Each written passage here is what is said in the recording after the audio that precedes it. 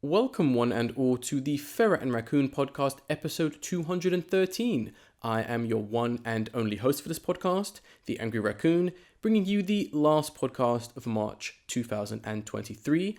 And boy, has it been a crazy last 2 weeks for me personally. I know in terms of media and everything else around the world, it's been a bit hectic for the most part. But me in particular, boy, first thing I've got to say, I may sound a bit different. There's actually a few reasons for that. First, the more obvious being the fact that I am coming off sickness or a cold or a cough, sore throat. Not really sure what it was. I actually got it filming the key visual you are now seeing for this podcast if you do watch the podcasts on YouTube. And the second reason kind of being the fact that, before actually recording this podcast, my microphone just wasn't working. I wasn't getting any sound input or output. I was literally panicking. I was getting ready to go and buy another microphone, thinking how exactly I'm going to tell you guys that there's going to be no podcast this week. But yeah, it turns out the, USB input or jack or whatever you want to call it for my Mac just wasn't working for my microphone. It works with other things. It just doesn't work with this now. It's a good thing there are literally 7 laptops in my house. So I am using a different laptop. It may be a slightly different setup. I don't know if it's going to affect the sound quality, but if it does, I'm going to try and make sure that it sounds as usual as possible. So there's that. And another factor, I'm actually recording this at night. I usually record first thing in the morning because it's quieter, but based on my very busy weekend, I'm deciding to record it now just to see if I can do it. And yeah, given the amount of noise that I've already had to deal with and the fact that, like I've already mentioned, the laptop / microphone just not working, I might stick to doing it first thing in the morning from now on. So yeah, that's the kind of, that's the current situation right now. And yeah, if you do hear any other background noise, I apologize for that. It's because people are home and they are making noise. So yeah, apologies, but let's crack on with this podcast. And we have quite an interesting one for the most part. Oh, and one other thing. I'm reading my notes out of a new textbook or notebook. So it may be a bit weird in terms of how I sound and me even trying to read my notes and that. And then, yes, I do write all the notes for the podcast because I prefer to do that and not just stare at a screen, because I don't think that really feels and looks great. I know you can't see it, but I don't think it is good. I prefer to do it. But yeah, that's enough of the update in terms of what's literally just happened over the last few days and few minutes. Let's actually crack on. So the first trailer we have was something that literally uploaded or went live the moment I uploaded the previous podcast, and that is going to be for Teenage Mutant Ninja Turtles Mutant Mayhem. So this is another animated TMNT film that we're getting courtesy of Paramount and Nickelodeon. Nickelodeon currently holds the rights to the TMNT franchise, so they're kind of, pumping out as much as they can before they, inevitably lose the rights and it goes to somebody else.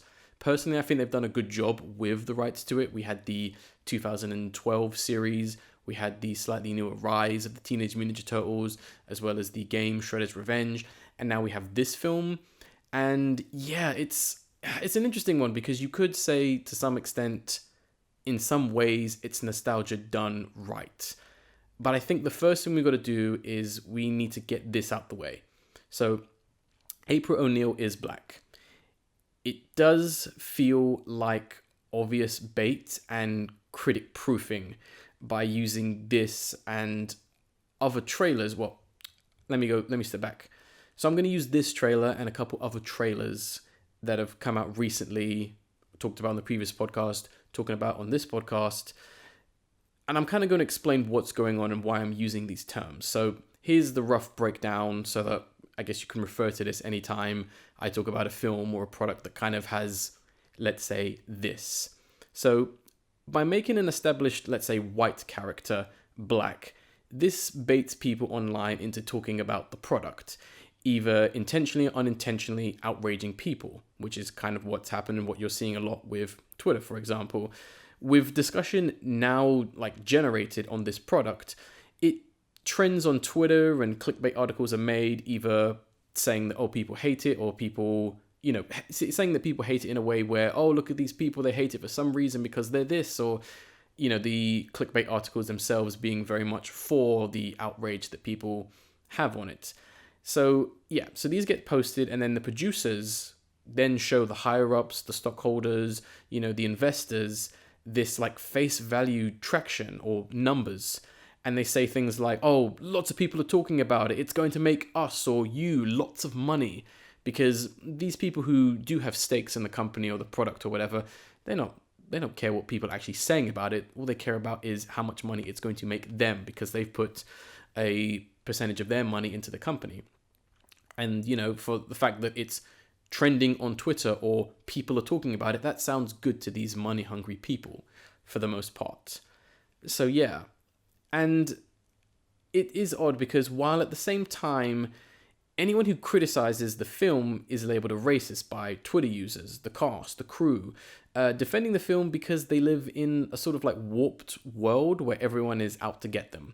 When in reality, these people, let's just say Twitter users, they're the ones being exploited, being used as basically advertisers, scapegoats to some extent. They're defenders for whatever reason, and therefore the product is seen or believed to be critic-proof. Except this doesn't work. People are getting annoyed with these like pandering, manipulative, aggressive, and bordering on racist, sexist marketing gimmicks just to outrage people for financial gain. And when I mean bordering on, I'm talking about when you are taking something that is established as one race and always making it another race just for the sake of turning a profit. That is very exploitational. That is very racist. I'm not necessarily one of these kinds of people that gets really annoyed when a character, let's say Alice in Wonderland, for example, let's say someone does an adaptation of Alice in Wonderland where she's now black. I don't really care too much. It's when it becomes a trend, when it becomes a gimmick, a reason to make more money, for example, that's when I start to get annoyed. If the person playing Alice is a good actress, I don't really care if she's black. If you are getting someone who is black just because they are popular to play Alice, then I'm going to care and be very concerned. And this is where the problem and the disconnect and this situation kind of happens with a lot of people calling people like Disney and whoever this and that, pandering, so forth and that. So it does border on this racist, because you're race swapping something established as one thing. If you did this to anything else, yeah, it would be racist. I don't see why in media people want to give it, or these companies are trying to pass it off as something good, because it's not good at the end of the day. They don't care about representation. They don't care about marginalized groups or people who've had it hard. They care about just being seen as the good guys and just making money at the end of the day. They're not your friends. Yeah? Disney does not care about the politics of gender and race and all that kind of stuff. But, I'm getting into way bigger topics there, which I don't honestly really want to talk about.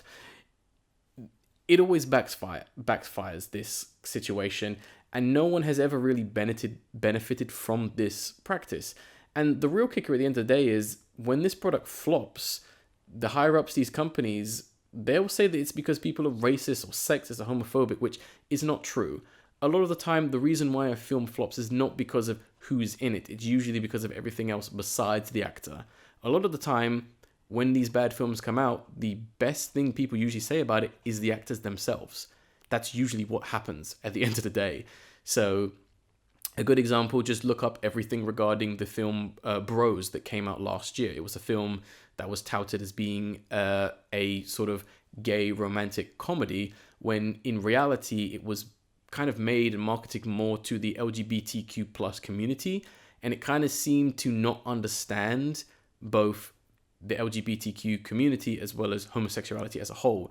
It seemed to kind of think that gay people come in different flavors and they're going to present gay people as these different kinds of people that are all, weirdly enough, just camp men, which is incorrect and wrong, and that's the reason why the film failed, because no one wants to watch a film that is inaccurate. So, back to her appearance. That was a massive rant, but I feel like it had to be said because it is relevant now and it is relevant for this podcast. But yeah, no, her appearance, I'm honestly conflicted. Like, her design is overly detailed and she looks like a hipster, which kind of clashes with this film's like 90s feel. And I mean, I get that she's meant to be like grunge, but it doesn't work. But besides that, everything else in this film is very promising.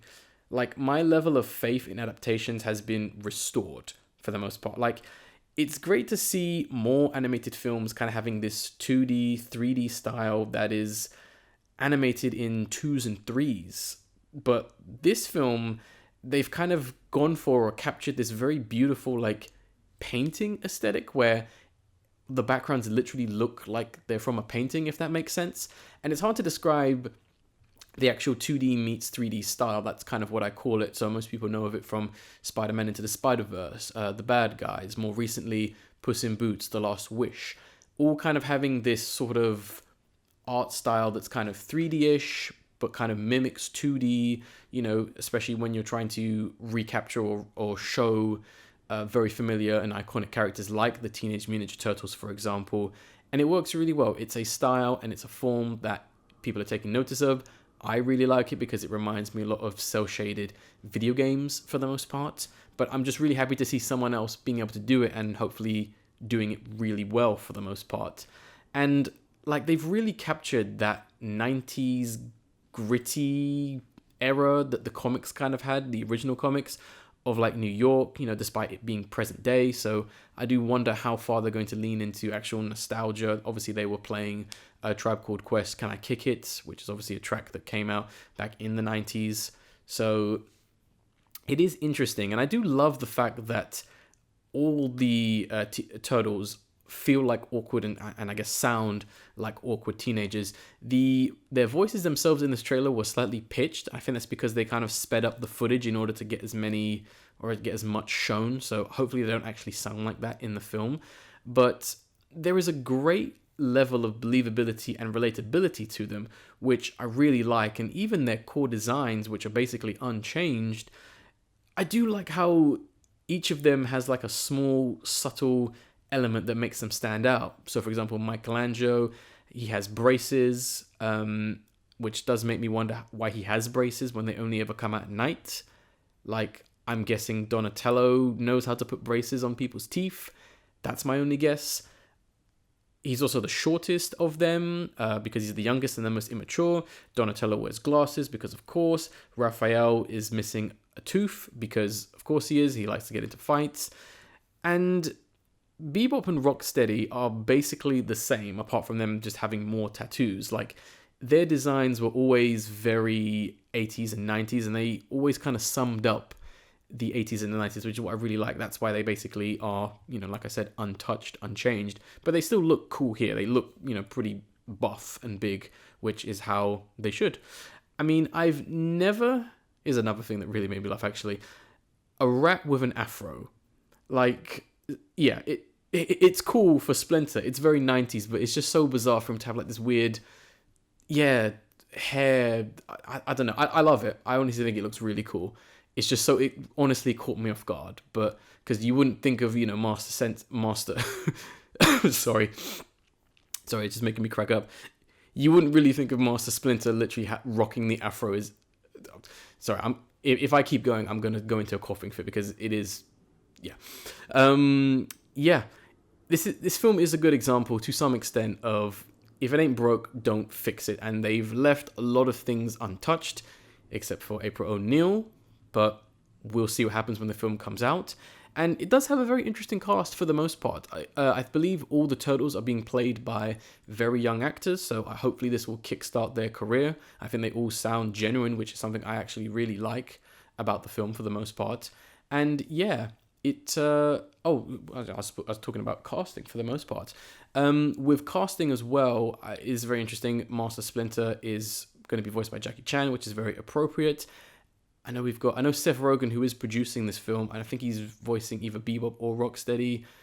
There are a couple other very interesting choices there. I can't quite remember, but yeah, I'm actually really looking forward to this. I hope that the whole April O'Neil situation is not what I think it is, and that it's just going to be a really great film for the most part. Okay, sorry for the awkward cut there. The laptop I'm currently using to record this podcast on, it went to sleep and it kind of freaked me out because I thought I lost the audio. So sorry once again. Next trailer we have is going to be for the Little Mermaid remake, the film everyone is looking forward to. And given how I've previously just talked about this kind of stuff, all I'm going to simply say is obvious bait is obvious. Now, this is another perfect example of why animation is superior. Like, it feels like they're copying the original storyboard and they've never watched the actual finished film. Like, there are so many things wrong with this film, and I am going to compare this to the original film, I think that came out in the 80s. I am going to compare it to the original because Disney desperately wants you to remember the original film. So I am going to compare it to that. You know, literally put your money where your mouth is, and they have not done that. The underwater hair looks worse than Aquaman, and in that film it was pretty bad. And like, comparing to the original, the underwater vistas are so flat, they're so lifeless, like everything blends into one. While in the animated film, everything looks alive, it's very colorful. It was a better representation of what we think the ocean looks like, and it just kind of felt like a cartoon animated film. Like, once again, it was alive, it looked real, which I know sounds silly when you're saying that with an animated film. The shot of Ariel rising from the sea is meant to be like this stunning, like grand moment in the film and the song. Here, it's very limp, like it doesn't have that impact, possibly because they're trying to replicate real water and waves, which when they clash against a rock, it ain't that impressive. You know, sorry, it just isn't. Like, I know people were talking about this before the trailer even came out, but Sebastian's design is just whack. Like, they didn't have to make Sebastian a literal crab. Crabs are ugly. You could have had like some leniency and like made her talking animal friends a little more cartoony looking, because it was the same point a lot of people made when it came to the awful Lion King remake, where a lot of these animals look like they can't even talk, or, you know, the way they designed, they shouldn't be able to talk like a human does, like any kind of bird character. How does that work? I mean, even in animation, people can't even figure out how birds should even theoretically speak, so I don't even know why you're trying for the most part. And like King, was his name Triton? Or whatever he is, her dad, he sounds half asleep. Like, what is this performance? What is this direction? Like, is he just foaming it in because he knows he's in like a shit show, or what? Because what is that tone? Like, what is going on? I'm honestly confused by this. And I mean, Hailey Bailey, I will say this much, it feels like she's at least trying in the role. I will give her that. She's acting. I wouldn't say that she's, you know, foaming it in like some people. Awkwafina is voicing technically another animated character, the bird. I can't remember what their name is. So that's one good thing. I've always liked her performance in any animated film, from Raya and the Last Dragon to The Bad Guys. So I'm always happy to hear her. And the lighting in Ursula's lair is nice. I think it looks quite cool. It looks quite, not surreal, but it looks quite creepy. Like, it looks like unnatural lighting is lit in fog-lit water, which I think is kind of a cool visual. But Melissa McCarthy as the character, why? That's such a strange cast, because she's not a great actress. Like, I know this is going to sound really bad, but I think they're kind of setting themselves up for these kinds of comments. But did they hire her because she's a larger lady? Like, if that's the case, that's not on. Don't do that. You hire talent, not looks, please. But yeah, no, it looks awful. Honestly, I will not be watching this. I wasn't even a massive fan of the original film, but this just looks really bad, and it deserves all the hate it's getting, and it deserves, and it deserves not to make any money, simply put.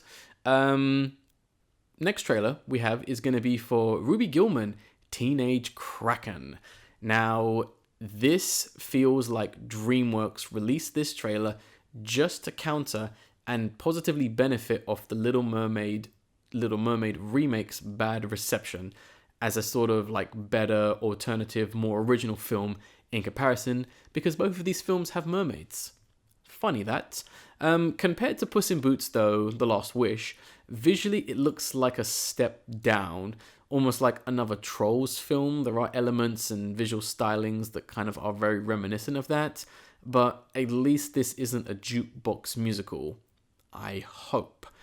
The premise is cute, and it's super simple. Like, we're following a shy 16-year-old high schooler who's a sea monster.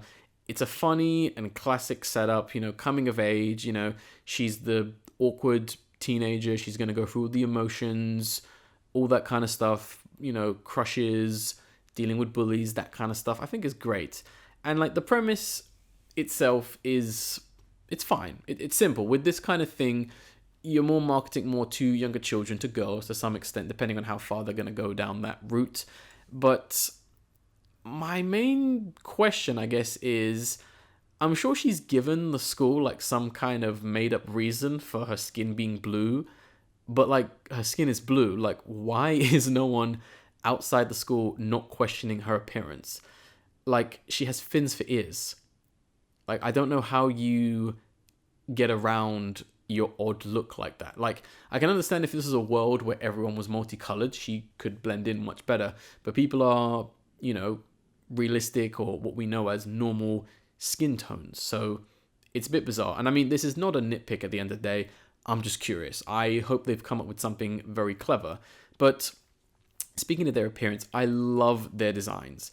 Like, I don't know if this particular style or cartooning, I don't know, I'm just making up words now.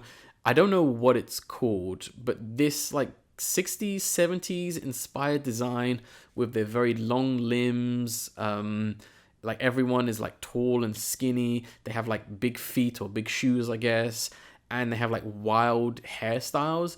It's a clear aesthetic and I'm all for it. It's very old school and very nostalgic to some extent, and I wonder how much of that is intentional or whether it just comes down to, let's say, the concept or concept artists kind of just implementing a style they really like. So I really do like that. It does make it stand out compared to more generic looking animated films that kind of have everyone just look like the Disney formula for the most part. But yeah, like I said before, mermaids are in this, and they're appropriately evil because they are. The main villain is a vain, popular bitch, which is perfect for this film, as everyone knows this girl in this film. We've all met her, we all know her, and we all hate her. So that's great. The luminous colors on the characters look really great. Like, it's thematically appropriate because some animals or fish down like in the slightly lower depths of the sea kind of have a sort of look like that. I kind of was reminded of the crab from Moana, who sings Shining. I can't remember what that character is actually called. He kind of had an aesthetic like that towards the end of his really fantastic song. And yeah, the colors used for the characters themselves when they're in their sea creature forms is quite nice. It helps them stand out. Does make me think that they're like toys to some extent, which I'm sure that's coming, but whatever. It looks cool. Their bendy movements I really like, because obviously our main character Ruby, she is a Kraken, a sea creature. She, I guess, doesn't have bones if she's like a squid Kraken thing. So I do like the fact that there's shots where she's like bending over and flopping over, and you can see her legs kind of make like a complete like perfect arch. I do love that. I hope there's going to be a lot of like very slapstickish humor with characters falling over or her like almost like going like splat on the wall and sliding down to some extent. I think that could be really fun as it's really fluid, and there's a good sense of flexibility with the characters, and they're very liquid like movements for the most part, which is once again very appropriate. I will say this, the trailer itself does spoil a lot, but the kaiju battle, which I guess is confirmed at the end of the film, is an interesting premise. I do like that, especially in what I guess some people are probably going to regard as a girls' film, is pretty cool. And fun fact, now this is a bit tricky as I was doing some research, because obviously things change for the most part, and this film was originally going to be called at some point Meet the Gillmans, and I think it's now changed to what we know it is now, but I think it was also originally going to be called My Life as a kaiju, which makes sense regarding this film, especially, I guess, what's going to happen at the end.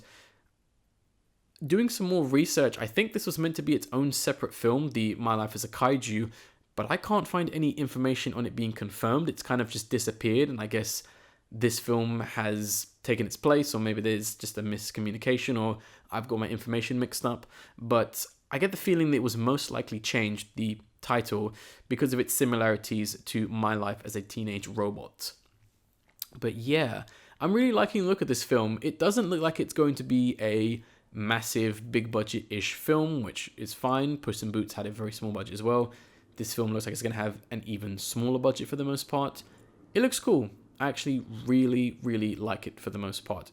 Visually, that is. The story is quite generic, and I think also this Kraken forms are quite generic as well at the same time, but we'll see. It's more about what the actual story is about.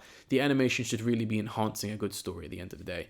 So yeah, we've got 2 more trailers. We're going to shift gears for the last 2, and that is going to be for... The first trailer is going to be Glorious. Now, this is a film trailer that's been around for a little while, but I guess it got re-picked up for traction because it's coming out quite soon. Sorry, excuse me. I still have a cough. Yeah, interesting one. Grossly interesting to some extent. So it's about some kind of alien, demon, monster, abstract, higher being that's communicating or is literally a glory hole in a toilet stall, telling some guy that he has to put a part of himself in the hole to save the universe. I mean, I'm sold. Like, it's so original and so bizarre. Like, I love the design on the stall. Like, it sums up the film perfectly. It's like this image of like this naked woman, and she has like these weird tentacles for a head. It's so gross, and I think the mouth of the theoretical head is the hole. It's so weird. It's creepy. It's awesome. It's tasteless. It's weird. Excuse me. And I also wonder if it's someone's take on what they've seen. Someone who's previously visited the, let's say, glory hole for the most part. So it is an interesting concept. Like, and going back to concepts, some of the visuals are really nightmarish. Like, they're kind of hard to look at for the most part, and I can see this film getting under a lot of people's skins because, yeah, just the shot with like the, I don't know, veins or something coming out the girl's eyes and all of a weird visual, like gross fleshy stuff. That's the thing that gets me, especially when you have someone who's really good at sound design who can make those kinds of things just sound like the worst, is what could really elevate this film. And I mean, the practical effects are really good. Like, what the hell was up with that teddy bear? That is horrifying. Keep it away from me. And yeah, also we have J.K. Simmons as the Thing, or whatever the hell that is. Really great casting. He has a really great cadence, and I think given the thing he's playing, yeah, I think that's spot on for the most part. And the last trailer we have is going to be for Malum. I believe that's how you say it. And yeah, this film looks like fun. It's got a base premise of, I guess, a police officer's daughter kind of uncovering some creepy, cultish things going on with the police station or in the area, society, town, or whatever. And I can't honestly think of another horror film that takes place in a police office. Like, that's new. And it's scary. And it's a very scary location based on the fact that they're one of the most corrupt places in the world. Which is commentary that I think this film is probably going to hint on for the most part, given that I guess it's implied that her father was up to no good for the most part. And I do like the psychological element. Like, is she just paranoid based on what she's learned, or are these horrible sights real? Like, she has access to a gun, which can only end badly when you've got someone seeing illusions and they're running around thinking that there's monsters or whoever, rolling around with a shotgun. It only takes one of her officers to come in for him to, get his dome split for the most part. And yeah, The obligatory jump scares, they're not very good. You can see them coming a mile away. I wish they would do something a little bit more creative with them other than just you see it, then it happens, or loud noise, or whatever. But, that's the formula, I guess, nowadays. And I do love the design of the demon, that thing you see. I don't know if that's meant to be the main bad guy, or just a particular visual, or their god, or whatever. I don't know.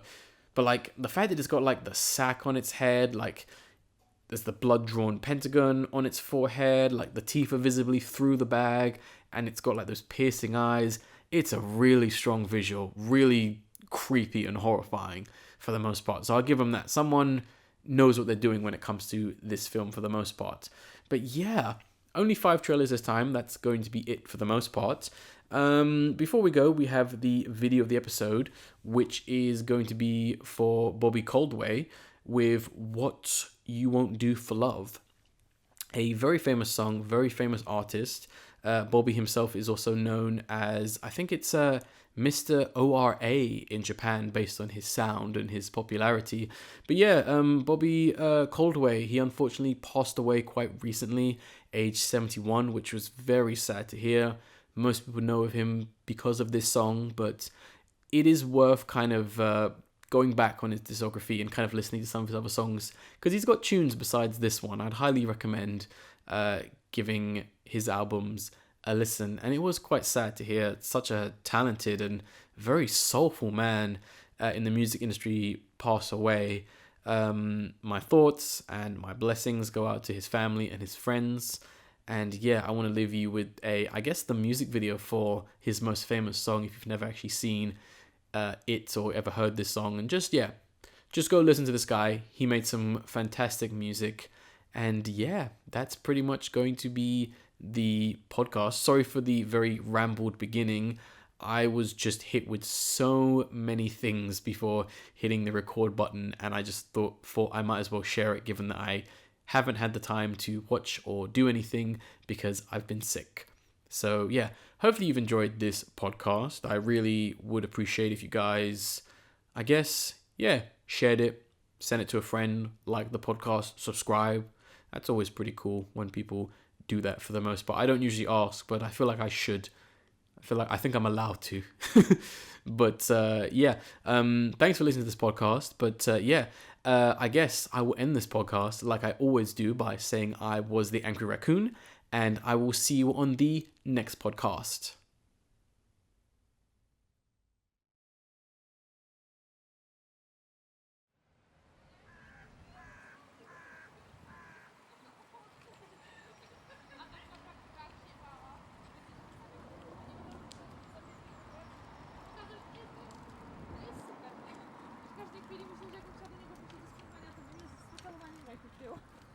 Ale poszłam do niego tylko na chwilę pod warunkiem takim, bo